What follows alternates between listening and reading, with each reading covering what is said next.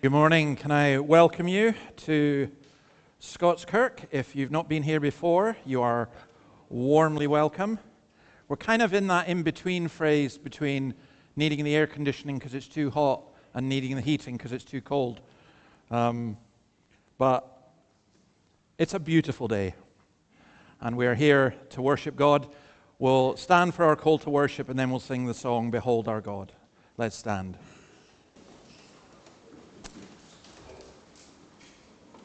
Let us lift our voices and exclaim that worthy is the Lamb who was slain to receive power and wealth and wisdom and might and honor and glory and blessing. Amen. Let's sing Behold Our God.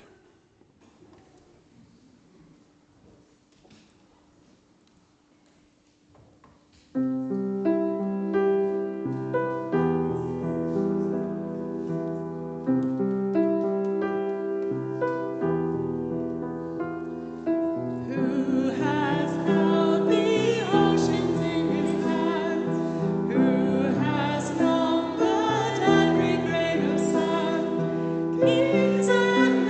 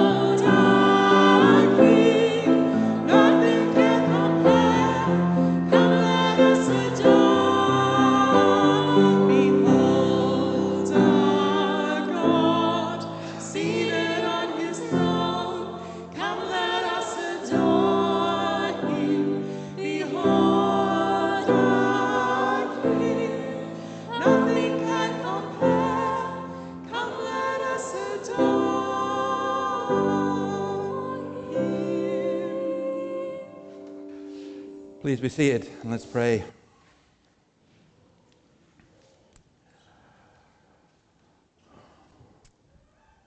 Oh Lord, we come to you and we ask that you would enable us to behold you. There are so many things that would prevent us from doing so.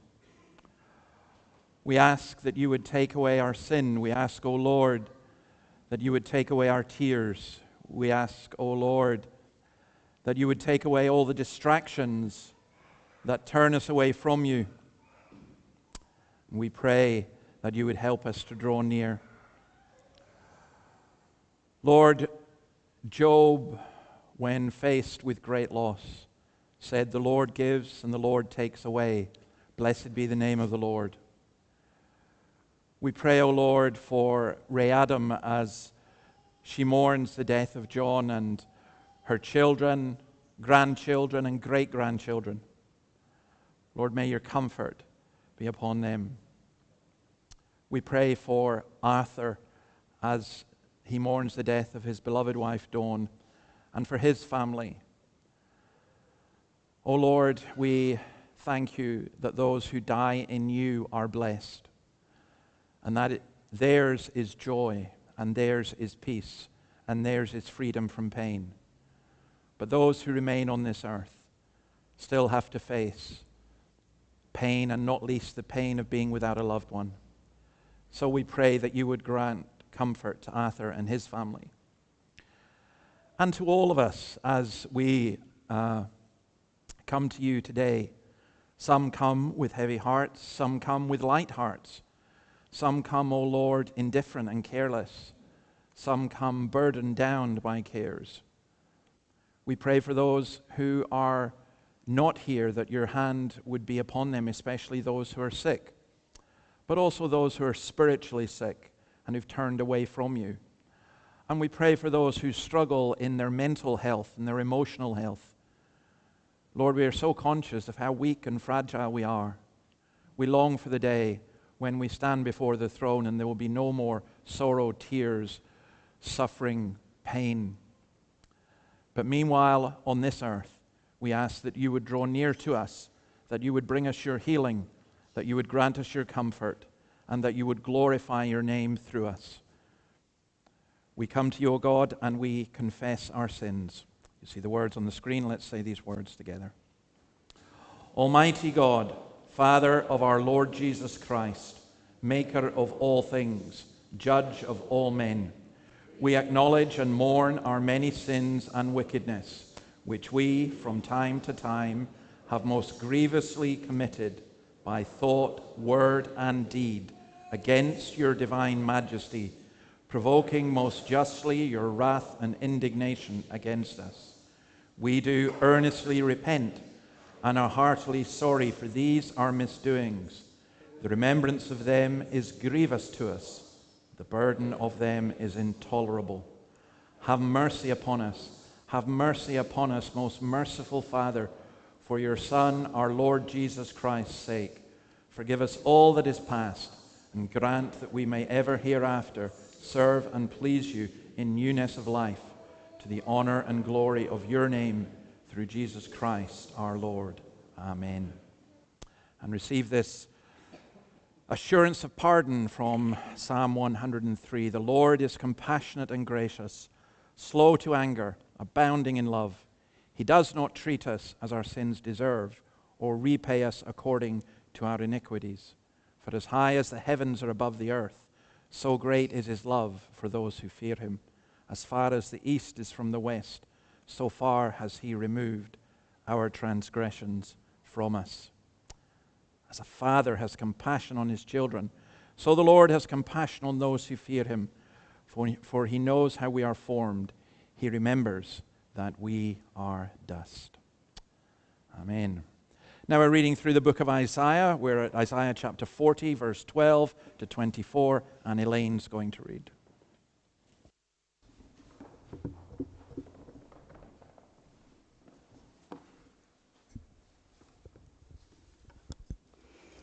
Good morning, everyone.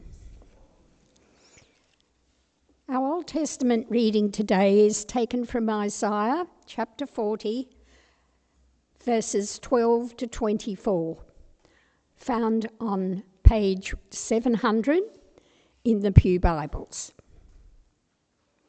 Who has measured the waters in the hollow of his hand, or with the breath of his hand marked off the heavens?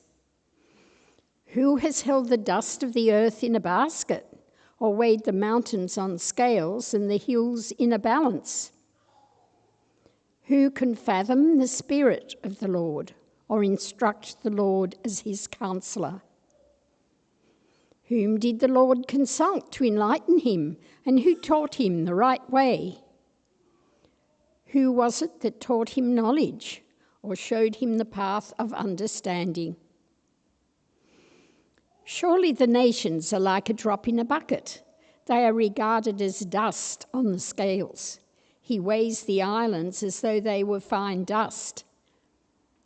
Lebanon is not sufficient for altar fires, nor its animals enough for burnt offerings. Before him, all nations are nothing. They are regarded by him as worthless and less than nothing. With whom, then, will you compare God? To what image will you liken him? As for an idol, a metal worker casts it, and a goldsmith overlays it with gold, and fashions silver chains for it. A person too poor to present such an offering selects wood that will not rot. They look for a skilled worker to set up an idol that will not topple. Do you not know? Have you not heard?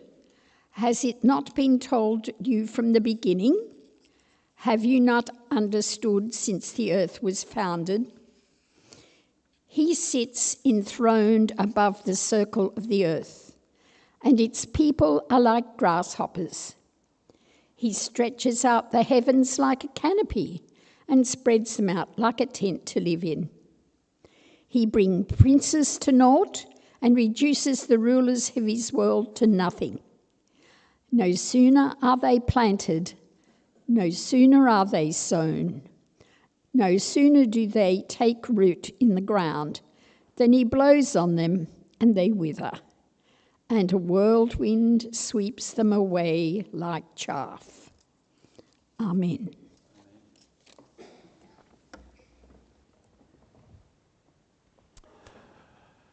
Okay, our country of the week is Iraq. It's 317 square kilometres. Going by our normal standard of measurement, it's 5 times the size of Scotland. 46 million people, 1% Christian. Now, that number hides a really sad story. Before the First and Second Iraq Wars, there were 500,000 Christians in Iraq. Now there's 50,000. Whole villages were either wiped out or removed. It's one of the consequences of what's been going on in the Middle East, that countries which had large traditional Christian communities, the Iraqis were part of the Assyrian Orthodox Church, which is probably the oldest church in the world. And it's really very sad what has happened there. As a result, there are a good number of Iraqis in Australia who are Christians. There are 109,600 Iraq Aussies, apparently. And we pray for them and pray for the very volatile situation that still exists in Iraq. We don't hear much about Iraq in the news now, but it's still a very precarious situation in such an important part of the world. All right, Cedric is going to lead us in prayer.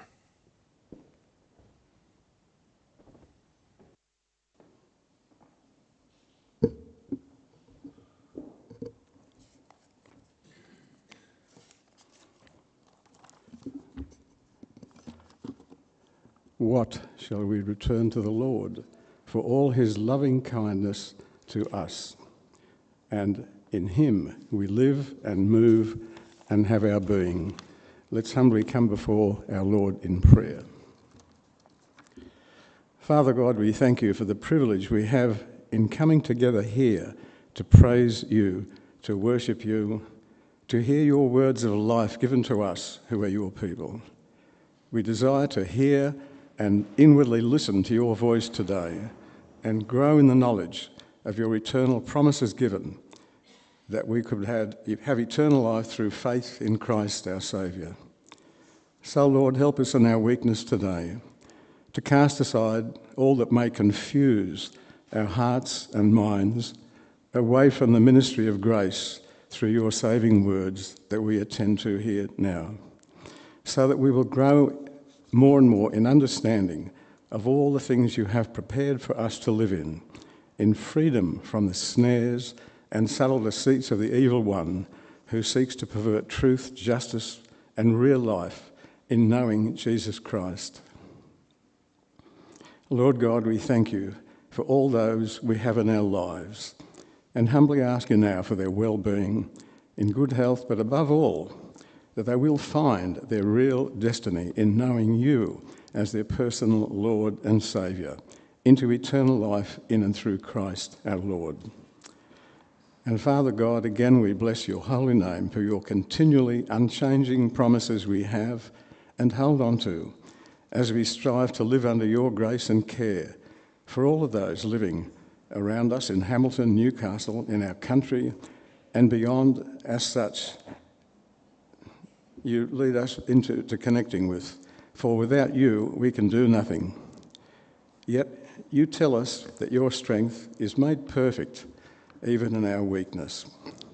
And Father God, we ask you to speak into the minds and lives of all those elected in this country to come under your righteously delivered laws to guide and protect us in local, state and Commonwealth governments, to rightly handle your words of life and truth given to us all in this your land Australia, that we might become a place of godly living, to be seen worldwide in these factious and times of division, uncertainty and economic turmoil affecting all your people. Bring about a revelation, God, of life in Christ to the health and well-being of all who have turned inwardly to their own ways and against your sovereignty as our loving Father God.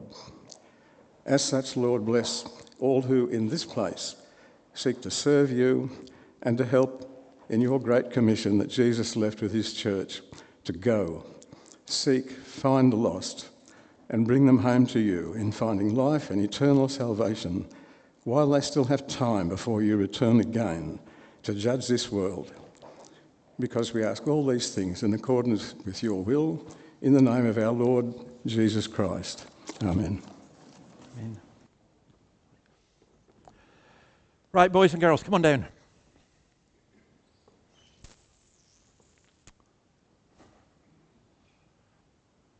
What have you got, Esther?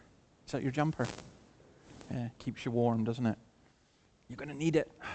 Oh, grab a seat.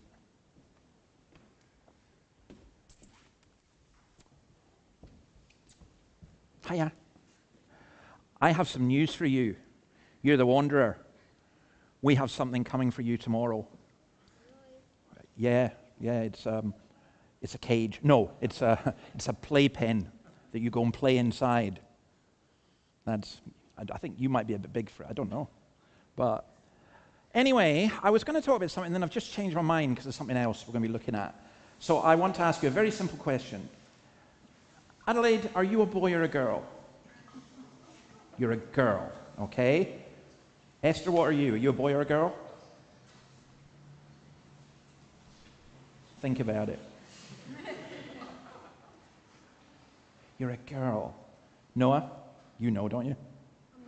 You're a boy. Now, this is quite a hard question, but who's usually stronger with muscles, a boy or a girl? Usually a boy. Yeah, because we're made differently, aren't we? And yes, some girls are stronger than boys. Well, I'm going to tell you about one girl that was stronger than a boy. It's my cousin Sally. And she got a Christmas present one time. You know what she got? She got boxing gloves. And I went to visit her. And I laughed. And I said, what's a girl doing with boxing gloves? So she gave me a pair of boxing gloves, and she put on her boxing gloves, and guess what happened? What do you think happened? She punched me and she knocked me out. She just went whack. So I've been scared of girls with boxing gloves ever since. She was just, she was brutal, but she knew how to box. So that taught me a big lesson. You don't always assume that. But we are made differently.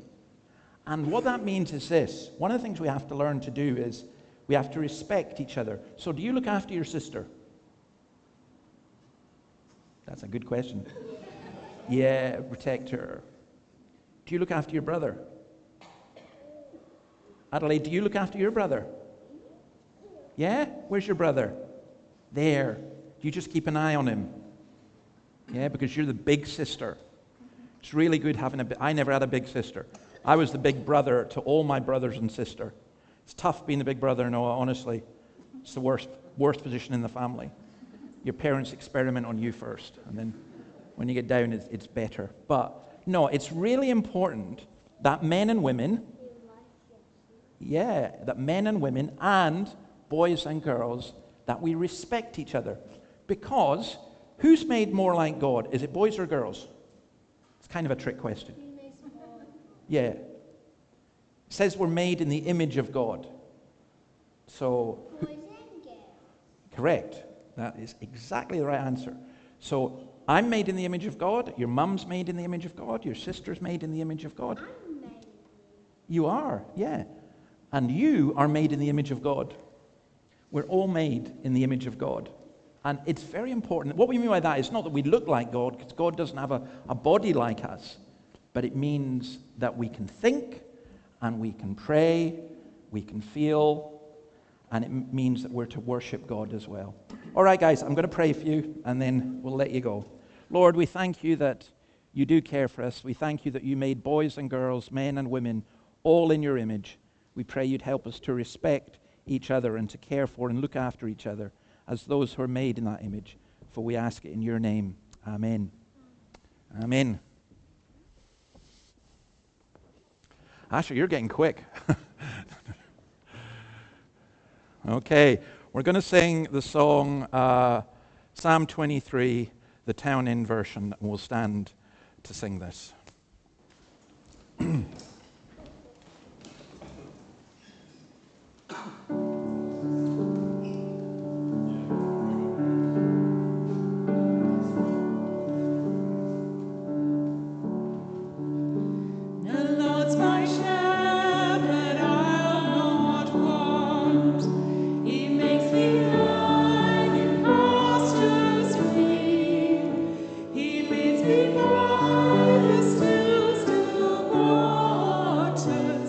His goodness restores my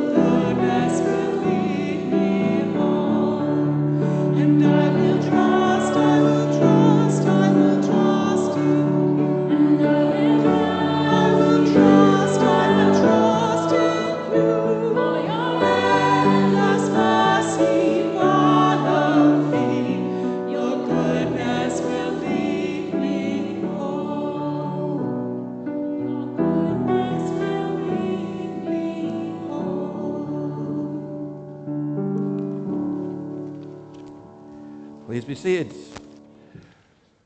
Our New Testament reading, we're reading through the book of Hebrews, and we're going to read Hebrews chapter 5, verses 1 to 10.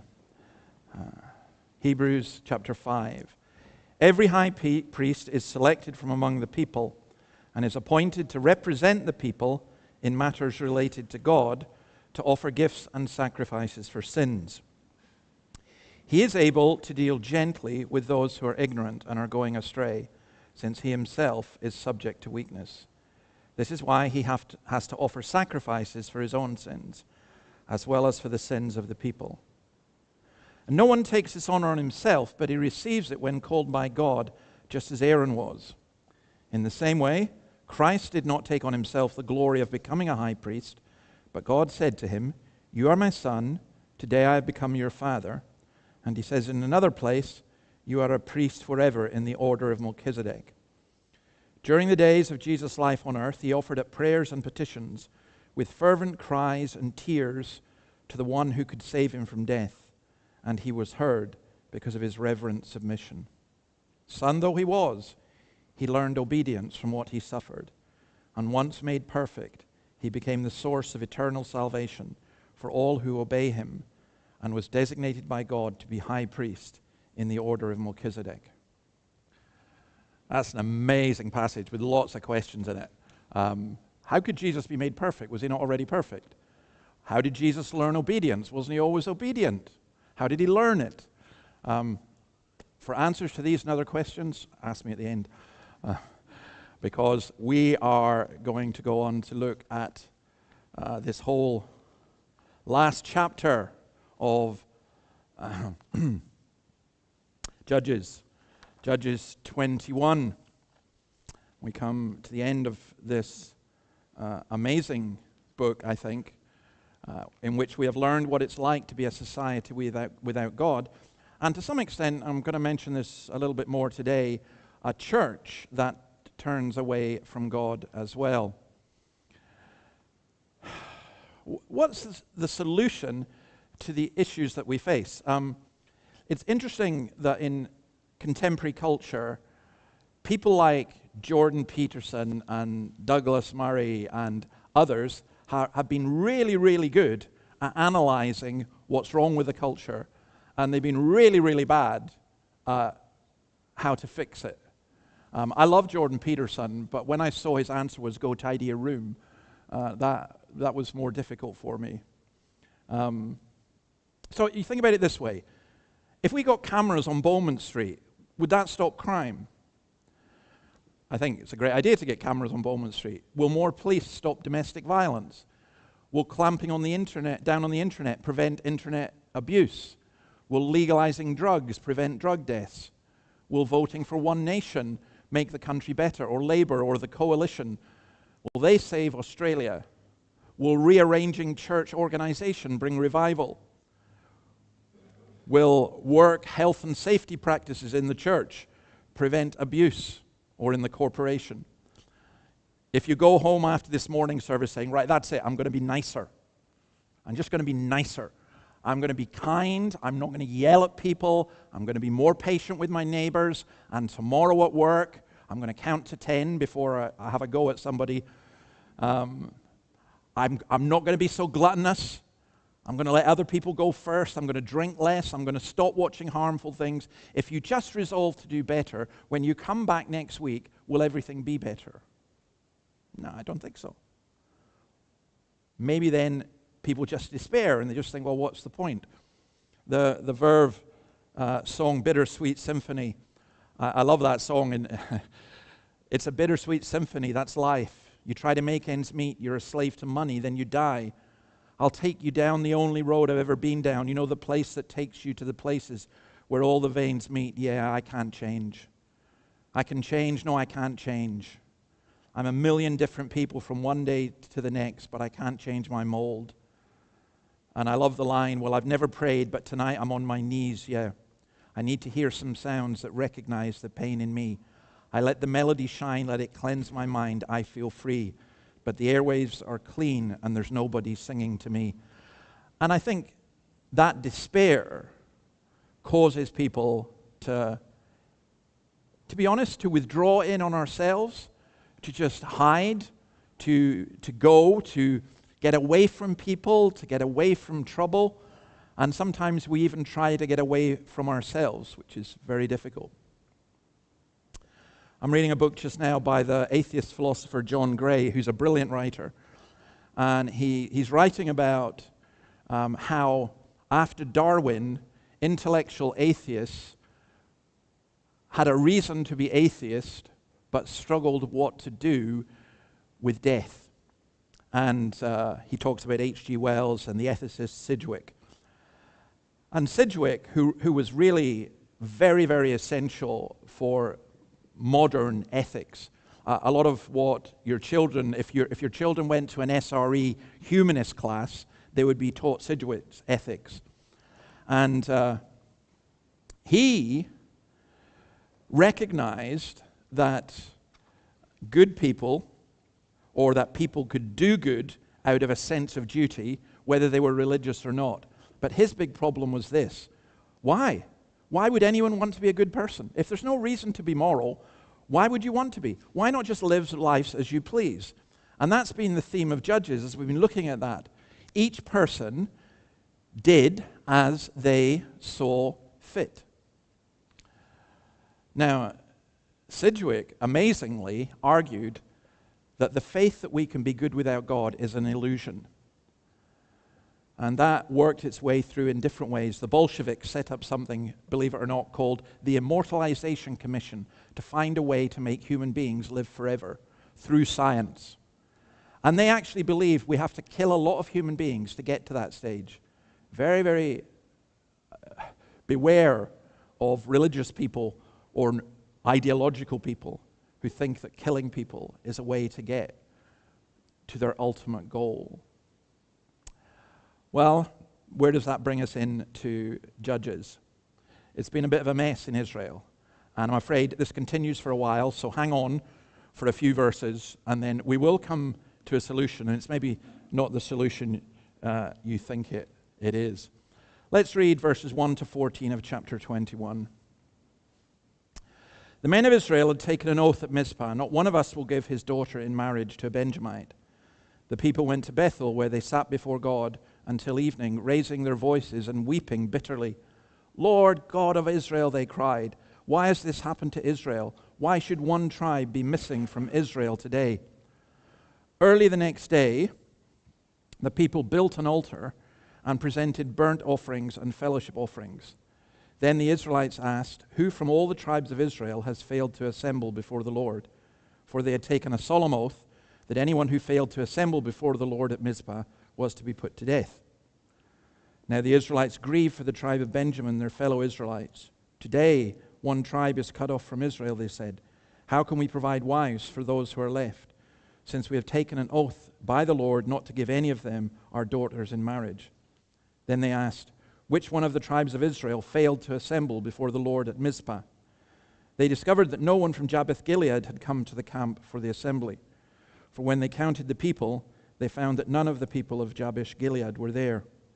So the assembly sent 12,000 fighting men with instructions to go to Jabesh Gilead and put to the sword those living there, including the women and children. This is what you are to do, they said. Kill every male and every woman who is not a virgin. They found among the people living in Jabesh Gilead 400 young women who had never slept with a man, and they took them to the camp at Shiloh in Canaan. Then the whole assembly sent an offer of peace to the Benjamites at the rock of Rimmon. So the Benjamites returned at that time and were given the women of Jabesh Gilead who had been spared, but there were not enough for all of them.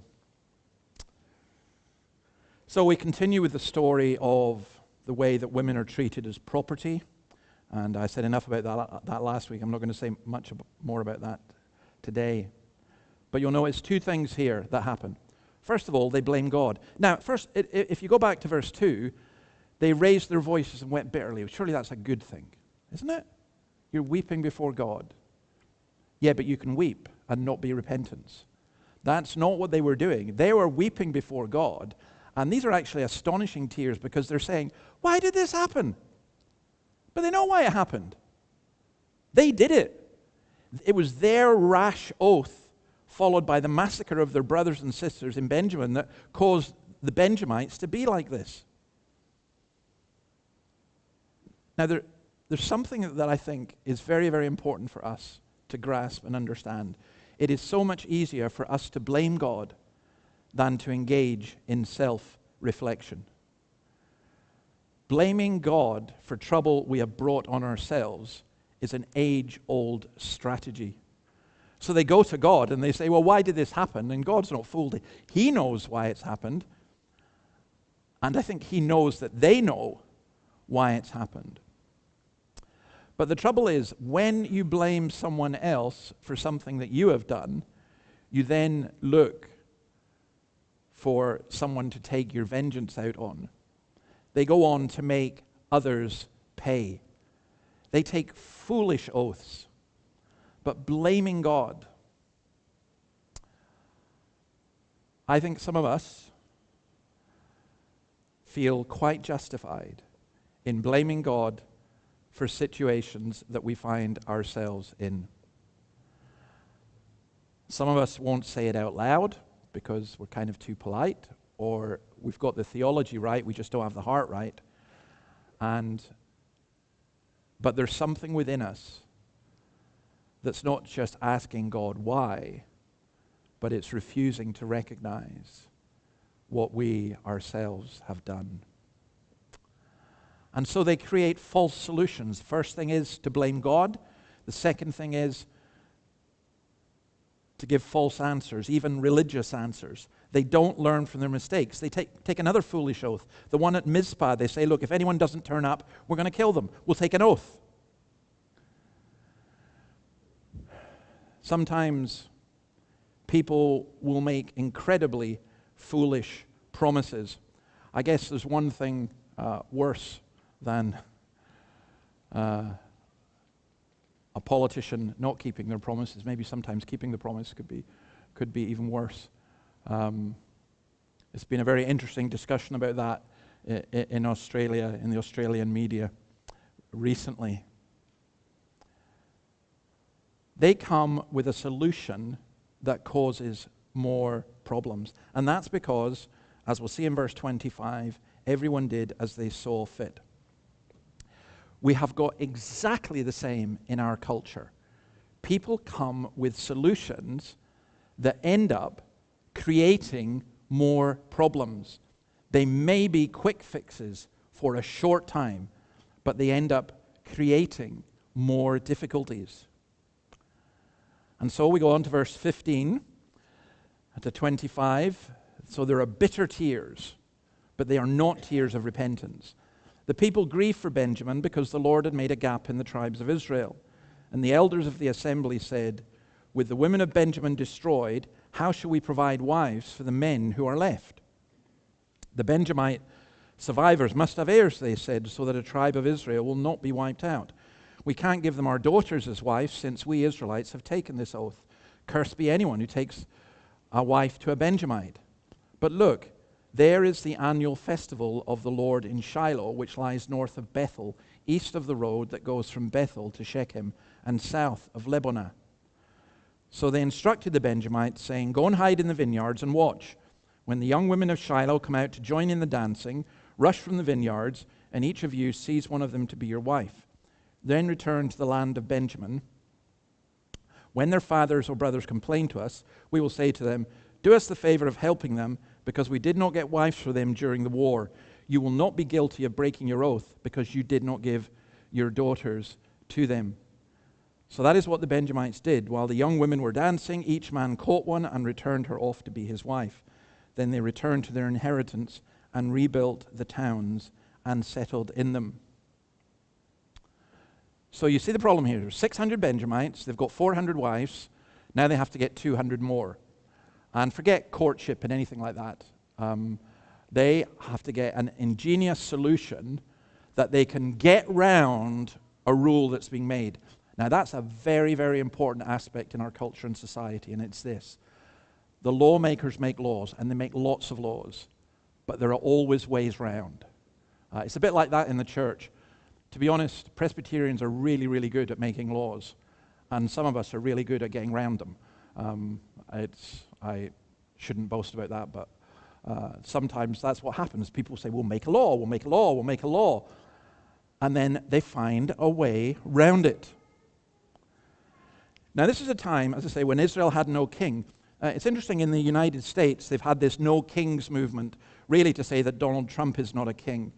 In Australia, it's interesting whether Australia will ever become a republic in any of our lifetimes. I don't know.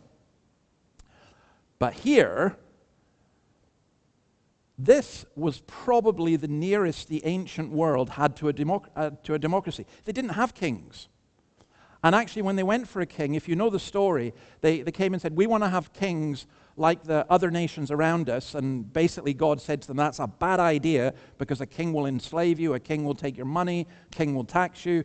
And the Israelites said, no, we want that. And that's how we ended up with Saul. And then we go through the list of kings. And if you know the history of the kings, 1 Kings, 2 Kings, all the way through to Chronicles, you realize it's not a great history. Basically, 2 out of 3 end up being pretty rotten. But here, when there were judges in the land, the people had responsibility themselves for checking their own ungodliness or godliness and for promoting holiness. It should have been possible to live as the people of God in the time of the judges.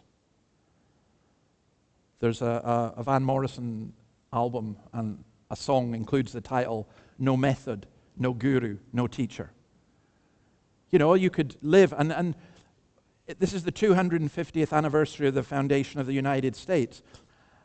And you know, there are some historians who argue that apart from the birth of Jesus Christ, that's probably the most significant event in at least the past 2,000 years of history. And I think they're probably right. But initially, when it was set up like the judges, that the people were to govern in their towns and everything else. But this resulted in anarchy. Because again, it's a very simple principle. No matter what system you have, if the people are not right, then all systems will fail. So I mentioned the Iraq wars earlier. Now, George Bush, in his naivety, said, well, democracy is the best system. If we impose democracy on Iraq, then that will make it a better country. But for democracy to work, you have to have the institutions of law, you have to have education, you have to have a whole bunch of things. And it just didn't work. It became tribalization. Hence, the Kurds and the Christians especially facing eradication. So I think anarchy, I must admit, I haven't met many anarchists nowadays. I remember there was an anarchist society at university, and I always wondered how they organized, because it just didn't seem to make a whole lot of sense. And I used to actually go to their meetings sometimes and just be anarchic. It was great fun. But, you know, anarchy doesn't work. Of course it doesn't work. We need rules and we need laws, but what kind? Well, here, as in Israel, one of the things that was wrong was they corrupted their religion. So you'll notice about this festival, the daughters of Shiloh went to this festival and they were out dancing and so on. Now, this is not one of the festivals that you get in Leviticus. This is probably a corrupt version of the Feast of Tabernacles associated with the grape harvest. And that's what happens again.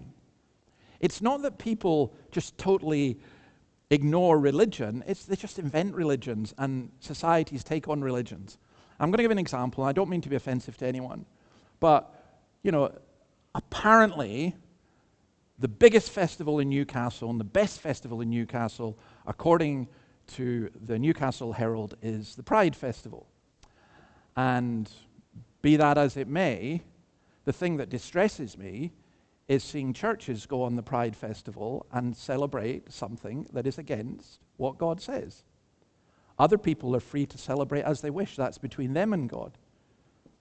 But for churches to do that, that's what was happening here, is a compromise with the culture. The Lord is paid lip service, but the people do as they please. And you do that, like with church. What do you do in church? You kind of pick your own. It is a sort of pick and mix. I'll go to this church because I like the way they sing, or I'll go to this church. And then you go to a church and you hear a message and, ouch, that is really sore. It really gets to you at a point in your life, at a place in your life where you really do not want to face up to it. And so you can easily find a church that will teach whatever you want it to teach. And if you don't, you can just found one. God told me.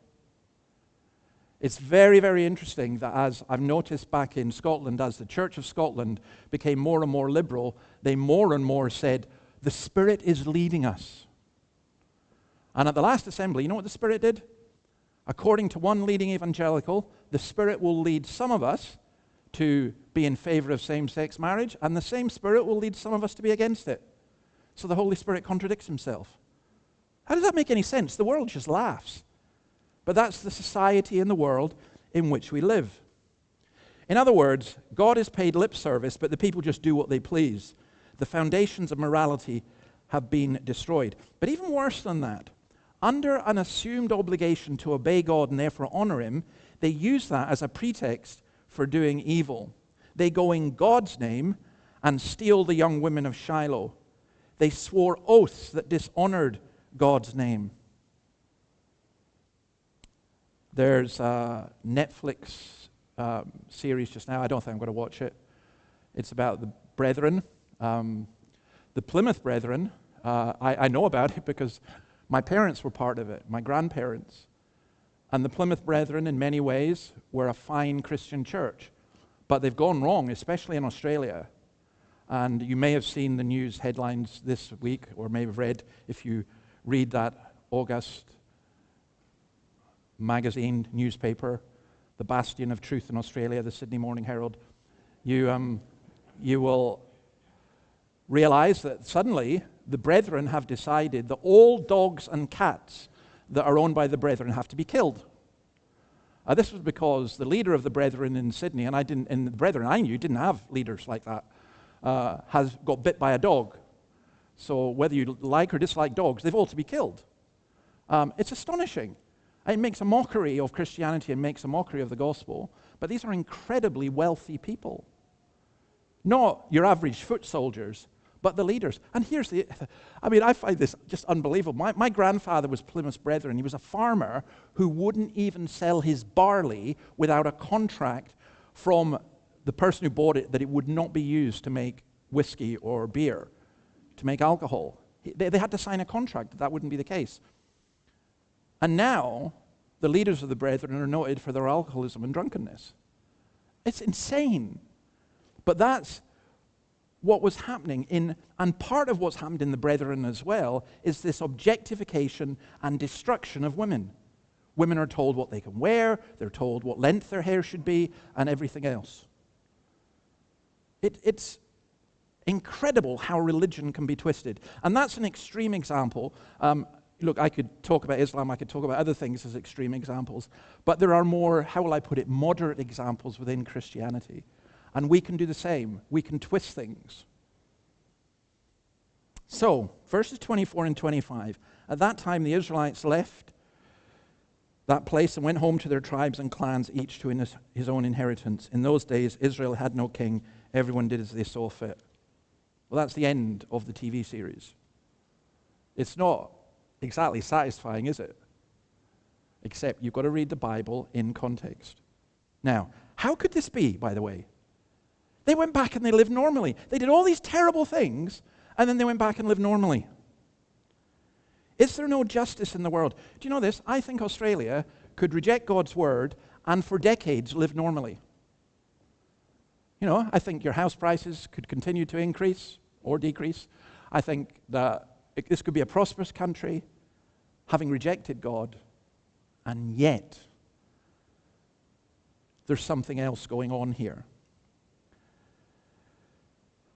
I think that what we're told here is some evidence of God's grace, who makes his sun to shine on the just and on the unjust, that God has not abandoned his people, that the promise of an inheritance still stands, that although this is a chaotic and cruel society, yet God has a different plan. When the church departs from obedience to God's word and accommodates itself more and more to the values of the world around it, that's what we can expect. But the presence of chaos does not necessarily mean the absence of God. And this is where, so here's the problem and here's the solution. I said joy comes in the morning, and I spelt morning M-O-U-R-I-N-G deliberately. Joy comes in the morning is from Psalm 30. We go through at night time and then joy comes. But here's the conundrum, if I can put it this way. What is God's problem? What's the difficulty? You've got these disobedient people. You've got these judges. Some have turned out okay, but the people just keep returning back and destroying themselves. So what do? Oh, you send a king, don't you? You send a mighty warrior. You send someone to sort them out. Well, the people wanted that. They thought that was the answer, hence King Saul. God says, no, it's not a good idea, and they messed that up as well. But if you've got a Bible and you turn over the page to Ruth, read this. In the days, Ruth chapter 1, in the days when the judges ruled, so this is the time of the judges, there was a famine in the land. So a man from Bethlehem in Judah, together with his wife and 2 sons, went to live for a while in the country of Moab. The man's name was Elimelech. His wife's name was Naomi, and the name of his 2 sons were Mahlon and Chilion. They were Ephrathites from Bethlehem, Judah, and they went to Moab and lived there. Now Elimelech, Naomi's husband, died, and she was left with her 2 sons. They married Moabite women, one named Orpah and the other Ruth. After they had lived there about 10 years, both Mahlon and Chilion also died, and Naomi was left without her 2 sons and her husband. And then at the end of Ruth, chapter 4, verse 18, this then is the family line of Perez.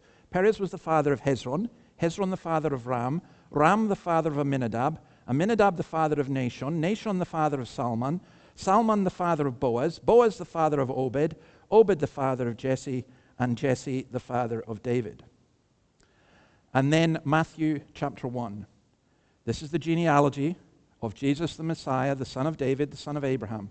Abraham was the father of Isaac, Isaac the father of Jacob, Jacob the father of Judah and his brothers, Judah the father of Perez and Zerah, whose mother was Tamar, Perez the father of Hezron, Hezron the father of Ram, Ram the father of Amminadab, Amminadab the father of Nahshon, Nahshon the father of Salmon, Salmon the father of Boaz, whose mother was Rahab, Boaz the father of Obed, whose mother was Ruth, Obed the father of Jesse, and Jesse the father of King David. The gospel begins with this genealogy. Now here is the absolute genius of how God works. Here's a woman who's exiled from her own country. She's not Deborah. She's not a ruler. She returns as a widow with a foreigner as her daughter-in-law, who herself has been widowed. And from that come King David. And from King David comes King Solomon and the mess that comes out of that. Then you get the period of the kings and the desolation of the temple. But from King David comes who? Comes Jesus. So you see what God does. It's a mess. It's an absolute mess. And Paul got this beautifully. 1 Corinthians 1. Brothers and sisters, think of what you were when you were called. Not many of you were wise by human standards. Not many were influential. Not many were of noble birth. But God chose the foolish things of the world to shame the wise. God chose the weak things of the world to shame the strong. God chose the lowly things of this world and the despised things and the things that are not to nullify the things that are, so that no one may boast before him. It is because of him that you are in Christ Jesus, who has become for us wisdom from God. That is our righteousness, holiness, and redemption. Therefore, as it is written, let the one who boasts, boast in the Lord. In all of this mess, God has a solution. And it's not to destroy humanity, and it's not to raise up a mighty warrior. It's to create a new humanity through Jesus, through the forgiveness of sins. He does it through another woman, Mary, a poor, insignificant woman, and Joseph, a man so insignificant we know very little about him. God's solution is not that we all keep his law, but that his law is kept for us. His solution is that his Son will come and die for us, that we will be given a new heart in the new covenant. And here's the extraordinary paradox of all of this. Where sin abounded, as in the Israel of Judges, grace superabounded. God knew what he was doing. This is not God going, I tried Abraham, that didn't work. I tried Jacob, that didn't work. Joseph, well, he was great for a while, but Egypt didn't work. I've tried the Judges, that doesn't work. Now I want to plan X, numerous plans. You ever been told that? God has a perfect plan for your life and you have to find it. No, he doesn't. God doesn't have a perfect plan for your life you have to find in the sense of, if I don't walk through that door, then I've missed it and I'm going to be cursed the rest of my life. Or I'm on plan B, plan C, plan D. I don't honestly think, when I was sitting in Sydney, or even in Scotland, I wasn't thinking, God has a perfect plan for my life and it's to send me to Newcastle in New South Wales. Oh Lord, how is that perfect? It's how God works. You say, Lord, please send us some people to this church. And then someone just walks in and you think, oh my goodness, they're a mess. And God said, well, you told me to send you somebody. Well, why can't you just send like normal people? But there's nobody normal. We're all a mess. And do you know this?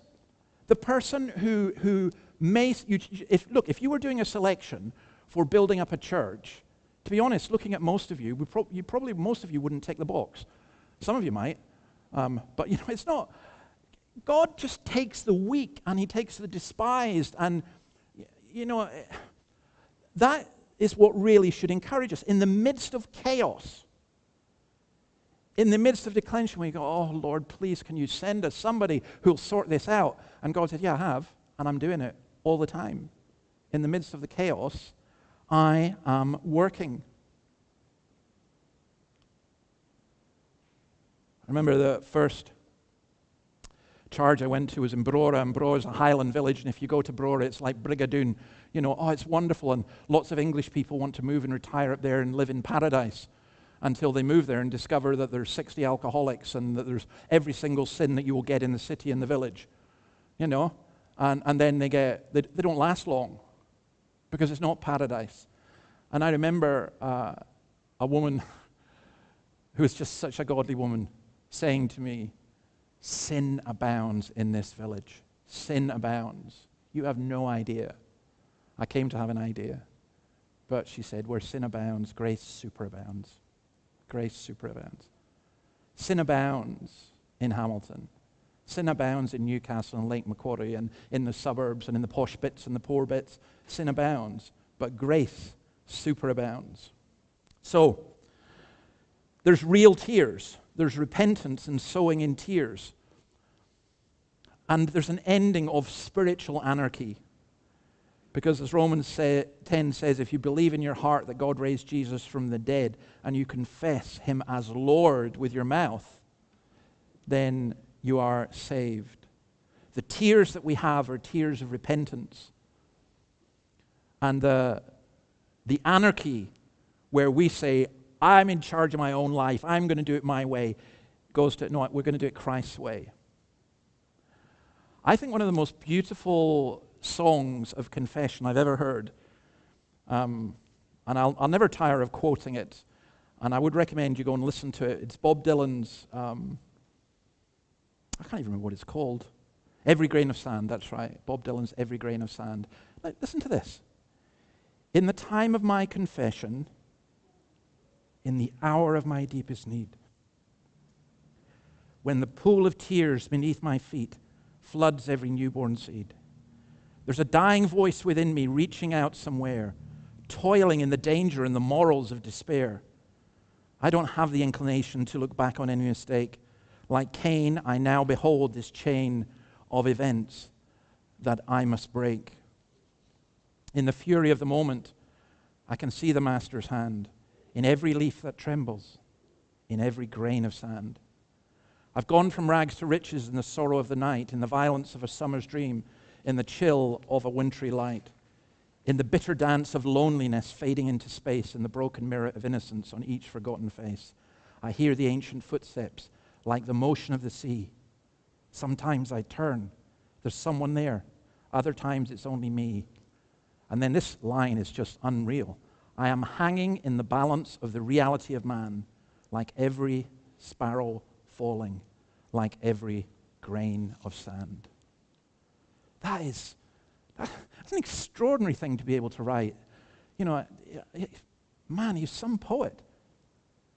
But I absolutely believe God must have been working in his life in order for him to be able to just get that understanding.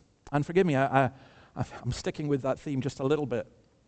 Look, we live in what I would call a functionally pagan culture that takes decisions based on human reasons and often hastily and vengefully.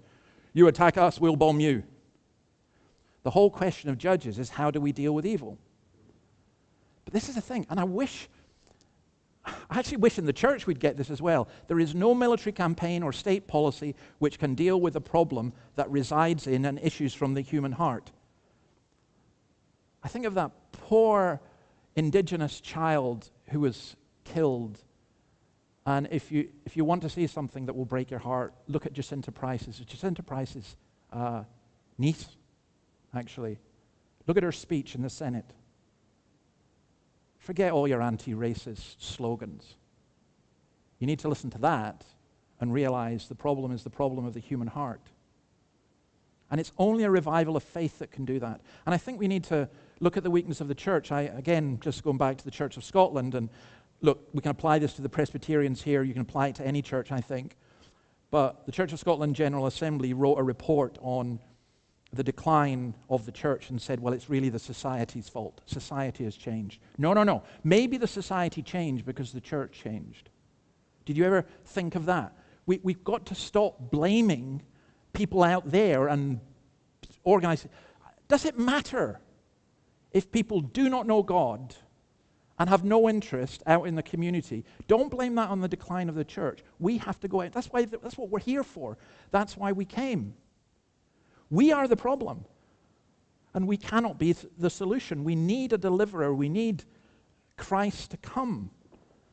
We need a king who delivers through weakness, a king who can purge us of evil.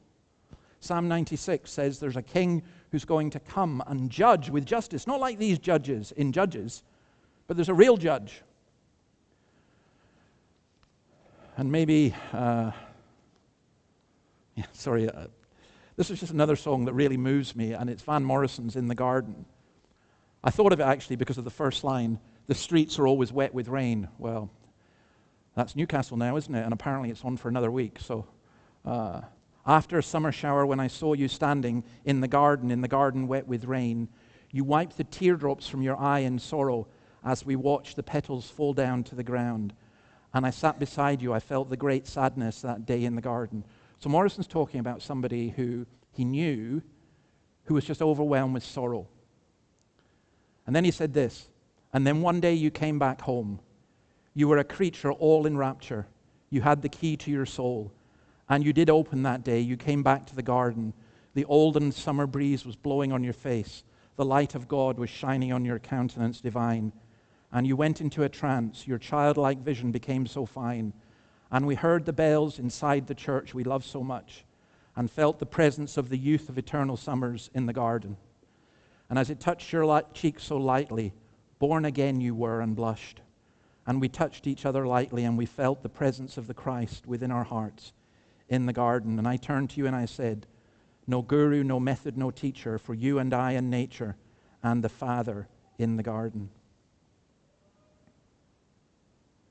You know, the old hippies weren't entirely wrong when they said we've got to get back to the garden.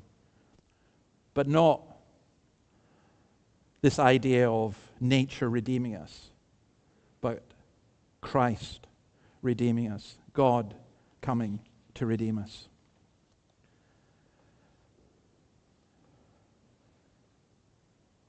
Some of the things we've read in Judges, and I've been working through it, it's been quite hard, to be honest.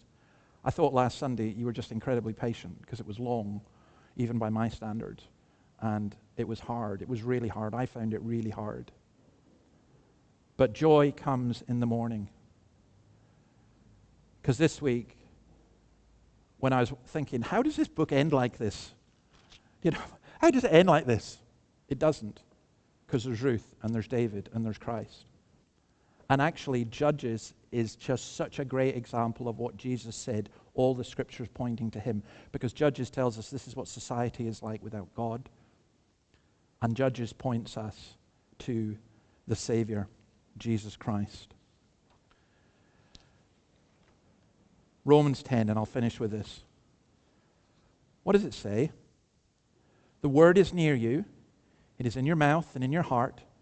That is the message concerning faith that we proclaim. If you declare with your mouth Jesus is Lord and believe in your heart that God raised him from the dead, you will be saved. For it is with your heart that you believe and are justified, and it is with your mouth that you profess your faith and are saved. As Scripture says, anyone who believes in him will never be put to shame. For there's no difference between Jew and Gentile. The same Lord is Lord of all and richly blesses all who call on him. For everyone who calls on the name of the Lord will be saved. Everyone. I don't care your politics. You can be communist, you can be far right, whatever that is.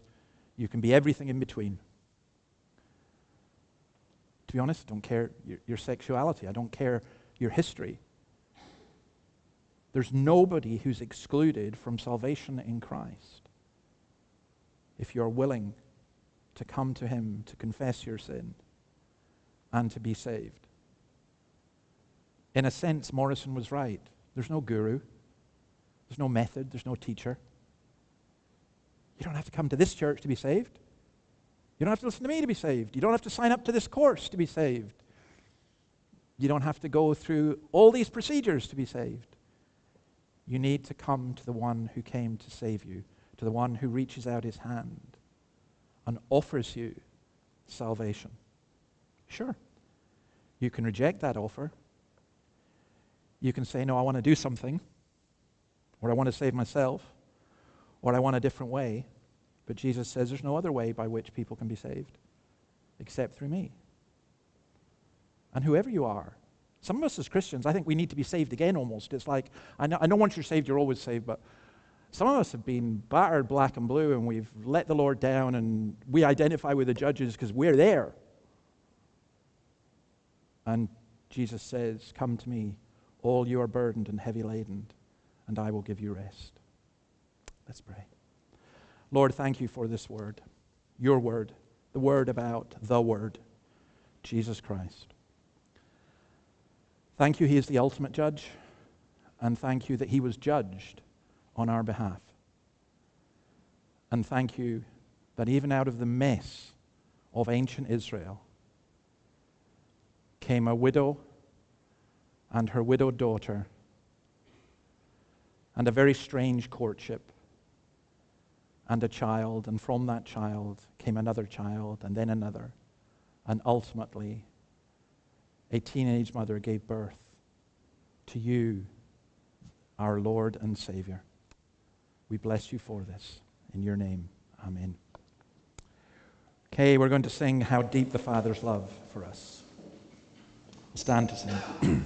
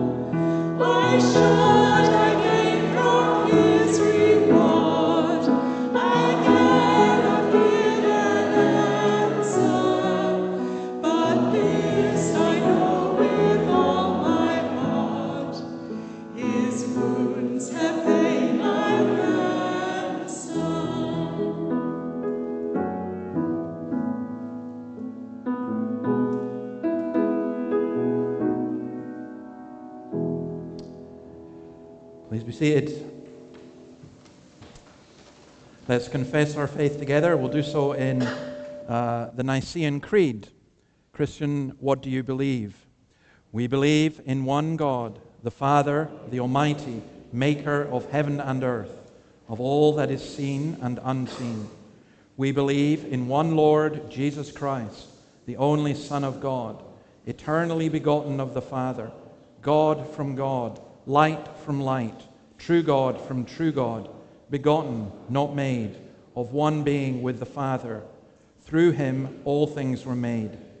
For us and for our salvation he came down from heaven.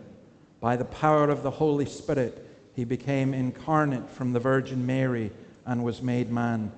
For our sake he was crucified under Pontius Pilate. He suffered death and was buried. On the third day he rose again in accordance with the Scriptures.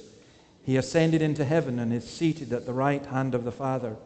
He will come again in glory to judge the living and the dead, and his kingdom will have no end.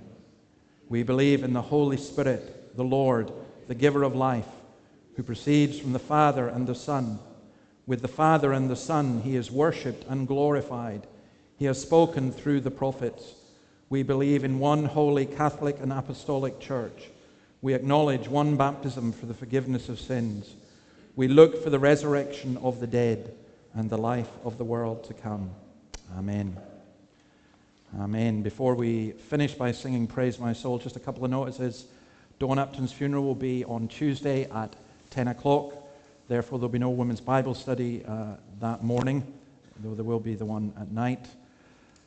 Tonight at the Alive at 5, we're looking at, this might sound quite a lot, but we'll stick to the time, how to read the Bible, how to pray, how to have fellowship, how to worship, and what are the sacraments.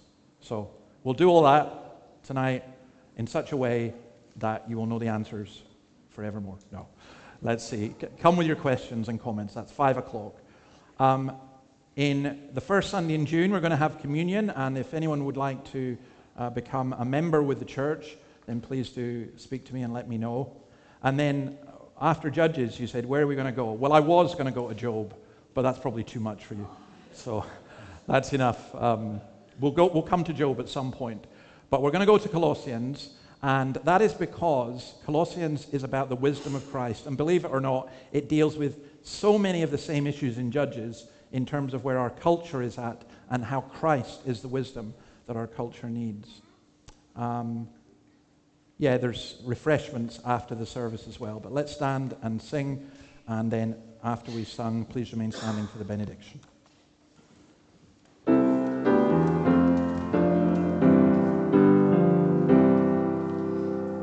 Praise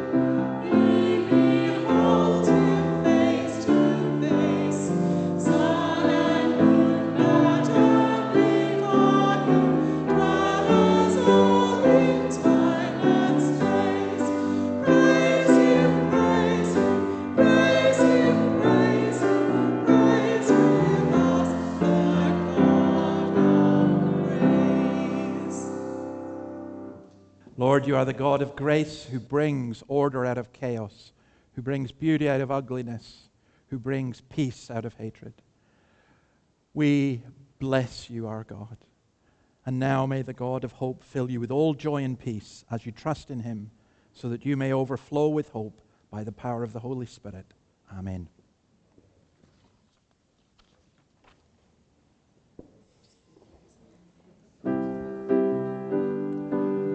Hey, Tony, where's the boys today?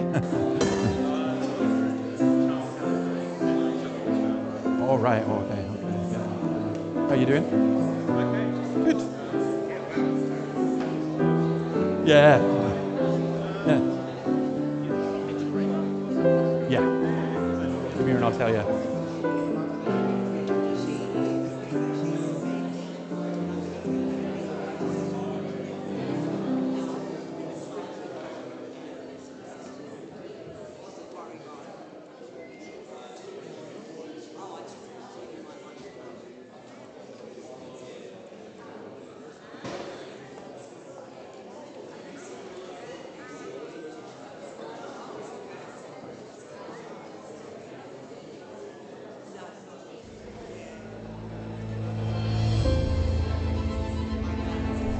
The Bible deeply reflects our day-to-day lives and penetrates our hearts.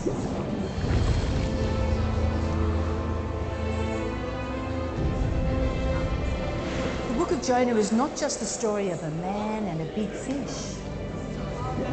It's full of twists and turns, and it ends with a searching question: who deserves God's mercy?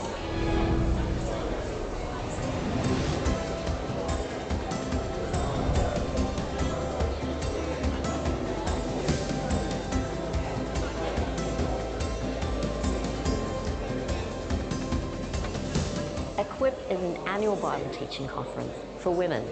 This year, we'll be looking at the intriguing book of Jonah. Gather with thousands of women from around Australia and beyond. We'll be streaming live from Saturday, June 20. So why not organise a group to watch together? Join us for Equip 26, Undeserving, the Mystery of Mercy.